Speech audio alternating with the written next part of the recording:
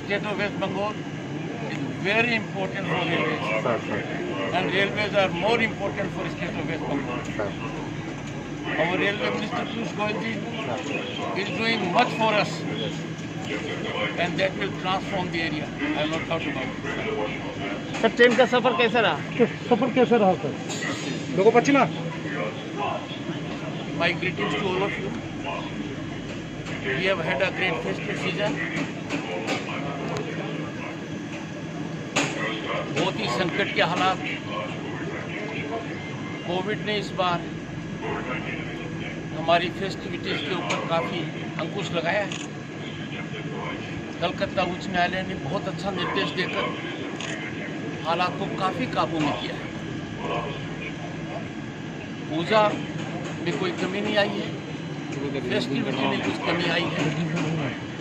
बहुत लोगों ने जो क्रिएटिविटी करते हैं, मैनेज करते हैं, प्रतिभा दिखाते हैं, उनको हताशा मिली। अगली बार ऐसा नहीं होगा। अगली बार दुगने जोश के अंदर मनाई जाएगी। तब कोविड नहीं रहेगा।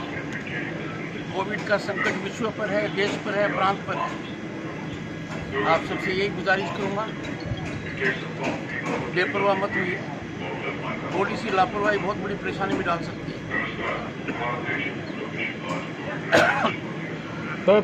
मैं मेरी नॉर्थ बंगाल की यात्रा को एक पिलग्रिमेज मान रहा हूँ। पश्चिम बंगाल का बहुत महत्वपूर्ण हिस्सा है। नॉर्थ बंगाल में बहुत बड़ा पोटेंशियल है। नॉर्थ बंगाल की प्रतिभा का, टूरिज्म का, इकोनॉमी का, वहाँ के ट्रेड का भरपूर एक्सप्लॉयटेशन होगा। लोगों को बहुत राहत मिलेगी। बहुत सुंदर इलाका है, किसी प्रकार की कमी नहीं है। कुछ इश्यूज हैं, लंबे समय से इश्यूज हैं, पर देश बदल रहा है। दुनिया देख रही है कि देश बदल रहा है। जो 70 साल में सोचा नहीं, वो संभव हुआ है। क्या किसी ने सोचा था भारत के संविधान से आर्टिकल 370 हटेगा? नहीं सोचा था। आज के दिन वो नहीं है। मतलब एक दृढ़ निश्चय है, दृढ़ संकल्प है। देश बदल रहा है, दुनिया देख रही है, भारत बदल रहा है। We must always keep our nation first. और नॉर्थ बंगाल की भी जो कुछ समस्याएं हैं, उनका दूरदृष्टि से निराकरण निश्चित होगा। मेरे मन में कोई शंका नहीं। जो गोठालैंड का डिमांड है, उसके बारे में आपका क्या ख्याल है? मेरी बात तो सुनने पहले कि अगर आप पत्रकार होकर एक सकारात्मक धारा को नहीं समझेंगे, इतने बड़ी बात को इधर आप नहीं समझते कि 370 के बारे में कल्पना की थी, सोचा था कभी? कहते थे नहीं होगा, हुआ। दुनिया ने देखा और गले से आसानी से उतर गया। राम मंदिर के बारे में कितनी भ्रांतियां थी, कितने मुद्दे उठाए जाते थे। सुप्रीम कोर्ट का निर्णय एक मत से हुआ कि नहीं हुआ?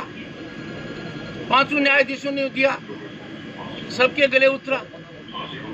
जो प्रश्न करते थे तारीख कब बताओगे, आज वो प्रश्न जिंदा है क्या? हुआ। हर चीज के लिए एक दृष्टिकोण रखना पड़ता है। राज्य का प्रथम सेवक होने के नाते भारत के संविधान में अटूट विश्वास रखते हुए मेरी शपथ क्या है? To protect, defend and preserve Indian constitution. मेरी बात को ध्यान से रखिए। समस्या का निराकरण निश्चित है। समस्या का निराकरण होता रहा है। आज किन की चर्चा कर रहे हैं हम? आज किन के बारे में बात कर रहे हैं? लोह पुरुष सरदार पटेल। कितनी कष्टदायी स्थिति में उन्होंने कार्य किया था, सफल हुआ। कुछ बचा, वो पूरा हो रहा है, होगा। मैं पहले भी नॉर्थ बंगाल 3 बार जा चुका हूँ, पर दार्जिलिंग पहली बार जा रहा हूँ। दार्जिलिंग जाना पश्चिम बंगाल के राज्यपाल का दूसरी जगह जाना नहीं है। दार्जिलिंग में पश्चिम बंगाल के राज्यपाल का राजभवन है। मैं मेरे एक कार्यालय से दूसरे कार्यालय में जा रहा हूँ। That is why I call it a constitutional pilgrimage to North Bengal, which is very, very important part. वहाँ का जो पोटेंशियल है, जो प्रोस्पेक्ट्स है, जो देश और दुनिया में हमें नाम दे सकते हैं, उसके बारे में चर्चा करूँगा, लोगों से करूँगा, टी गार्डन के वर्कर से करूँगा, टी गार्डन में स्टेक होल्डर से करूँगा, वहाँ का टूरिज्म कैसे बढ़े, कनेक्टिविटी कैसे आगे जाए, लोगों का मन यदि किसी बात के लिए चिंतित है, वो उद्वेलित है, वो रास्ता चाहते हैं, उनकी बात को समझा जाएगा, सामान्य आदमी से समझा जाएगा, इंटेलेक्चुअल से समझा जाएगा, कल्चरल गहराई से देखूंगा। चांसलर होने के नाते बहुत से विश्वविद्यालय हैं, उनके वाइस चांसलर से चर्चा करूंगा। मैं बहुत बड़ी उम्मीद, तैयारी और होमवर्क के साथ जा रहा हूँ, and I am very sure about it, things will change. ऐसा कोई कदम देश और प्रांत में नहीं हो सकता जो रूल ऑफ लॉ के खिलाफ है, जो संविधान के विपरीत है। क्यों? यदि अगर आप कानून के खिलाफ काम करेंगे, संविधान के खिलाफ काम करेंगे, तो देश और प्रांत में डेमोक्रेसी खतरे में पड़ जाएगी। राज्य का प्रथम सेवक होने के नाते पहले हाथ जोड़कर गुजारिश करता हूं सबसे, खास तौर से सरकारी अधिकारियों से, बड़े सरकारी अधिकारियों से, please be public servants, don't be political servants. You cannot be allowed to be political servants. Your conduct does not allow you to be political servants. The moment you become political servants, you commit major misconduct. और आप democracy की आत्मा पर बहुत बड़ा कुठाराघात करते हैं, public servant का चोला पहनकर पॉलिटिकल काम करना। ऐसा मेरी आंखों के सामने हो रहा है। कुछ लोग तो समझ गए हैं, कुछ समझने में देरी कर रहे हैं। जो देरी कर रहे हैं बहुत बड़ी गलती कर रहे हैं। They have no idea the long arm of law will catch up with them, and I am sure about it. ऐसे मौके पर मैं और कोई प्रश्न करना जरूरी नहीं समझता, पर चूंकि मैं हूँ यहाँ पर, I'll take 3 questions. गोरखालैंड के बारे में, अगर दिल्ली दार्जिलिंग जा रहा है, गोरखालैंड का डिमांड बहुत पुराना है, क्या बोलेंगे इस पर? यही सवाल है, एक ही सवाल। और एक कोई क्वेश्चन?